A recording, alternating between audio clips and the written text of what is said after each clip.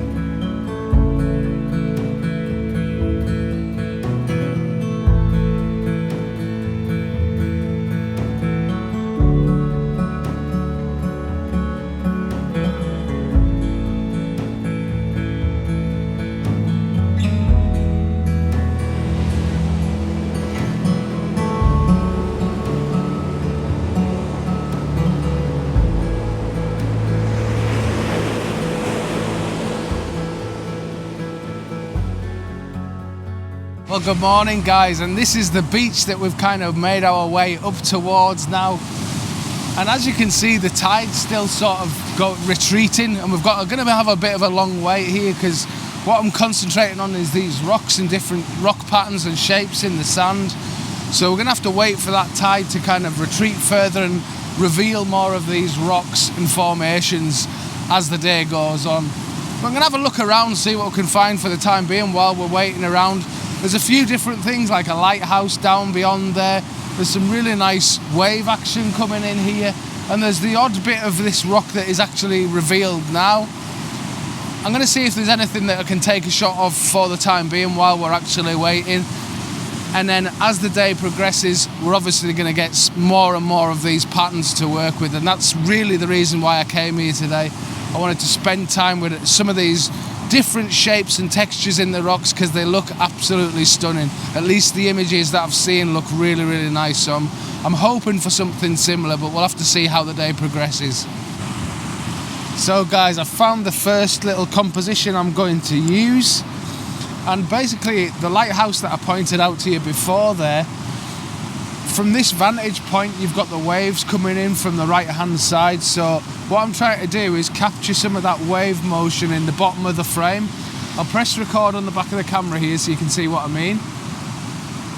There we go. So what you should see is I've got my focus point centered right on that lighthouse, and there's actually some nice light on it at the minute. It's being lit up, so that's giving sort of depth and dimension to the image.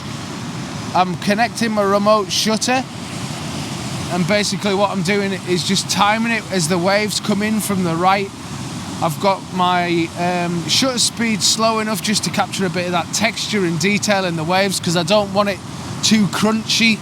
I want to kind of capture a bit of that motion and movement.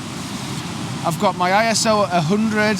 I'm slightly underexposed because, as I say, that lighthouse is lit and it's obviously white. So if anything's going to go, it's going to be it, and also the whites in the waves as well. I want to retain as much of that detail as I can. So I'm at f16, ISO 100, and I'm just kind of waiting here until get the right waves and get the right motion. Just clicking the shutter every time one of these waves comes in, and it's just a question of capturing the right amount of movement in that frame. I've got the lighthouse, it's in the centre part of the first third. Obviously I've got it in a strip pano again, and it's just over to the right hand side of the first third there. And then I've got all that negative space off to the right. And that negative space is going to be taken up by a bit more of the waves moving across the frame as well. So there's going to be a little bit of interest in there as well. Also behind there's some really nice dark clouds and some texture and detail left in that, so that'll add a bit of a backdrop to it and give it a bit of more interest as well. So I'll just wait, get the right wave, and then I'll pop the image up.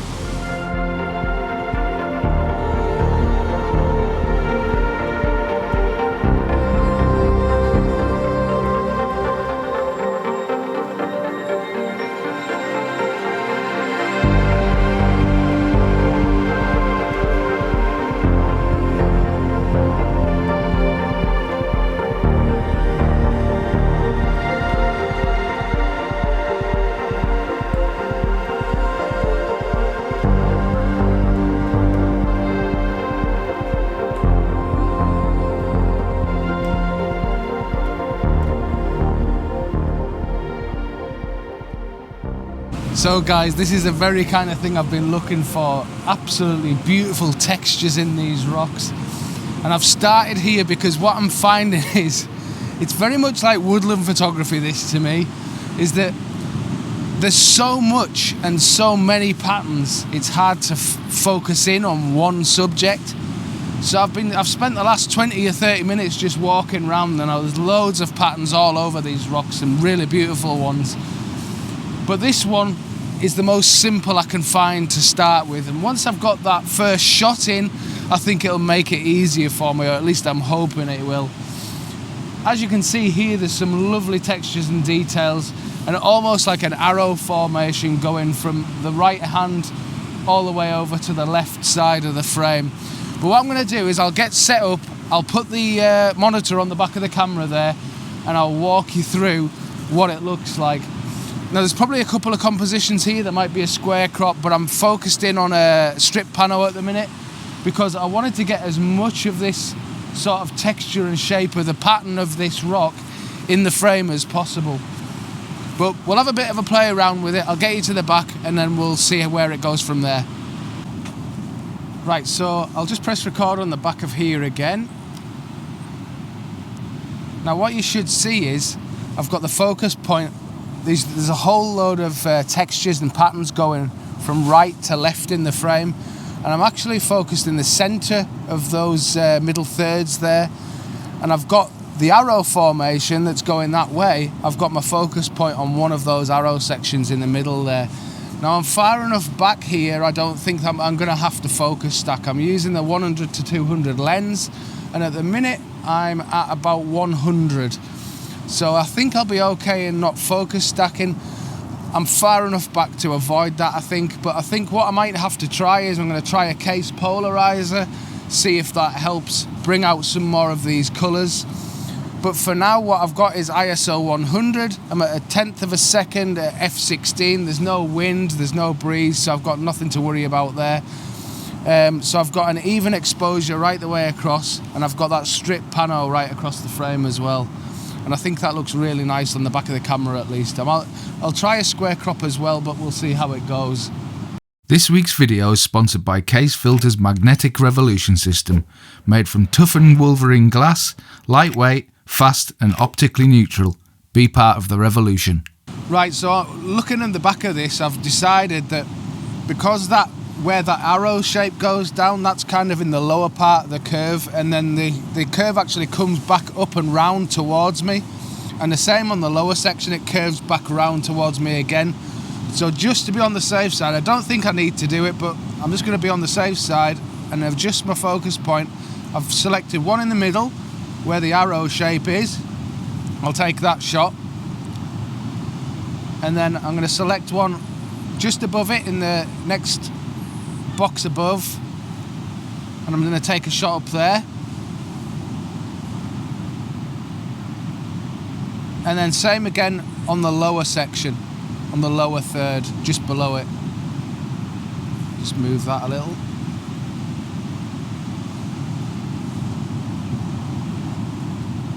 There we go, and I'll take that shot as well, just in case I need to blend them and post and focus stack them. As I say, I don't think I will, but you just never know, and it's really hard to see in the back of this screen.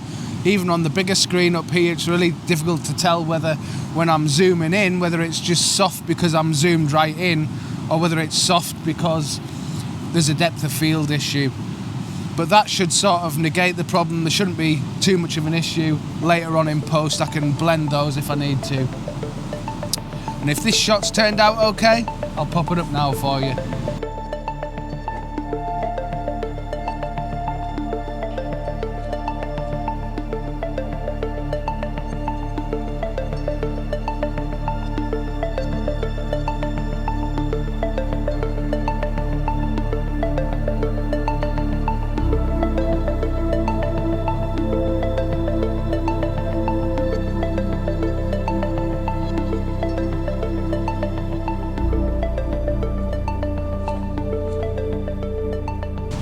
Now, as I said before, I'd try a square crop as well of this same sort of image, and I think it works really well as a square crop as well.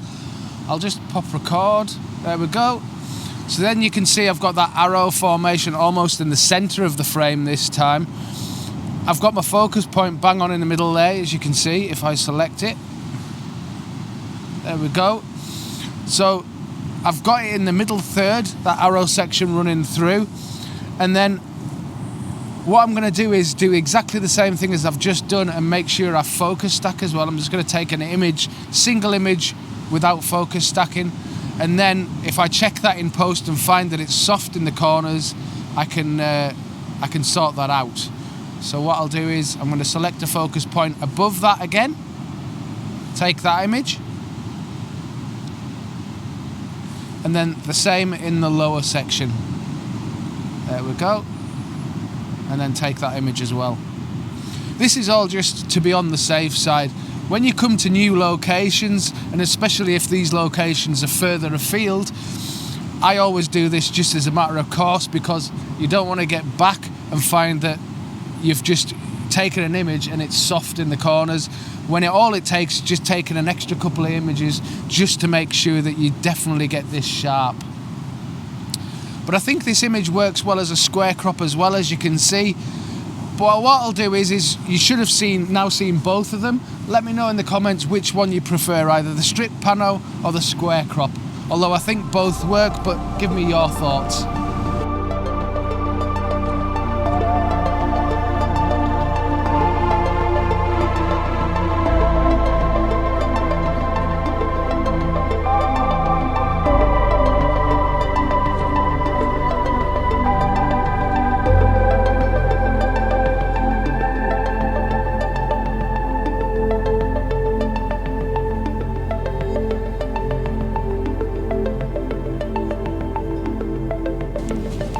So I walked past this little scene before on my way further along the beach there, and I noticed this curve in the rock and it kind of caught my eye. So going off my own advice, I came back to check it out to see what I could make of it. Now there's some nice stripes in the rocks, some greens, some reds, and a nice pebble down in that lower left hand corner there. So what I've done is I've got a square crop. I'll press record on the back here so you can see. Hopefully that should be it. There we go. Right, so as you can see, I've got that pebble on that lower left-hand third, just on the intersection there. And I'm focusing in right in the middle of that square crop there, right bang in the middle to start with. Now what I'm going to do is focus stack and each of those grids there. So I'm going to do 9 shots in total, because I'm so close to what I'm photographing. I really want to make sure that I get this shot. So I'll start off in the middle there. I'll take that first shot.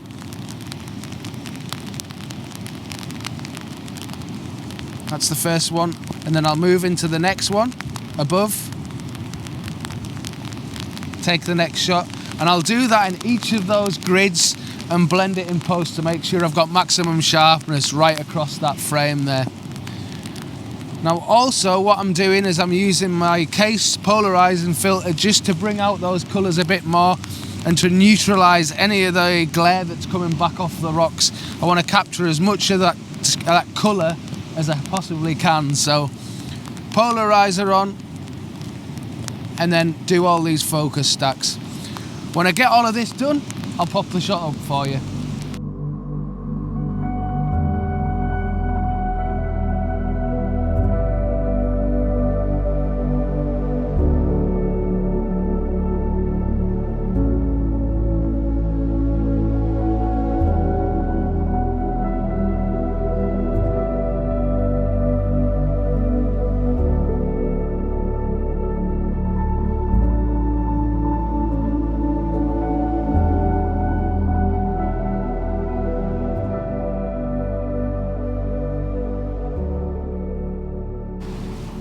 Now as you can see, in that last shot the rain really came in, and that was pretty much the end of those rocks up on Spittle Beach up there.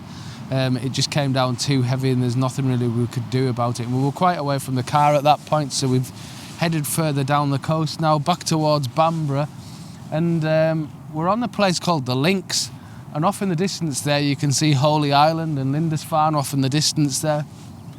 And actually this place, although Lindisfarne's quite far off in the distance, there's lots of this marron grass and dunes, and it's relatively untouched because there doesn't seem to be a great deal of people been on this beach, so it's quite clean.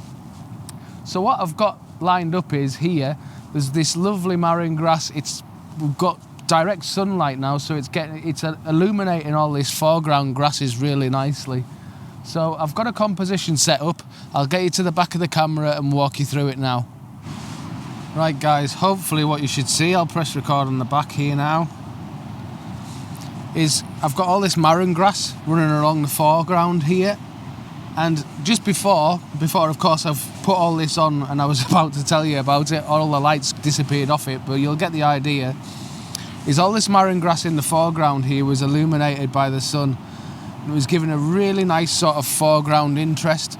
I really quite like marron grass in the foreground of shots. I did it quite a lot in Harris and Lewis, and I guess I'm using the same idea here, where I've got this along the lower part of the frame. I've got a 16:9 format going on, and obviously there's a lot of sand on this beach, there's a lot of beach, so I didn't want to include all of that because it's going to look too much.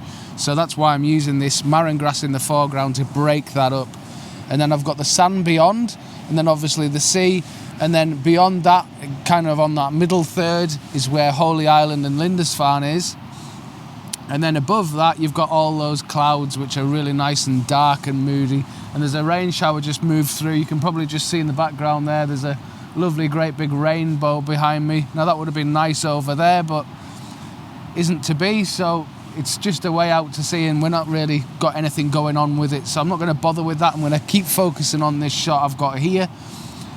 I'm currently at 100 ISO, f16 and 100 shutter speed as well, 100th of a second.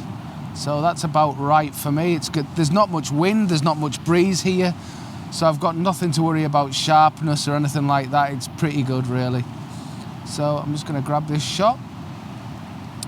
Now hopefully, if I don't get light after we've talked about this shot, I definitely got light before it. So once I get that, I'll pop it up for you now.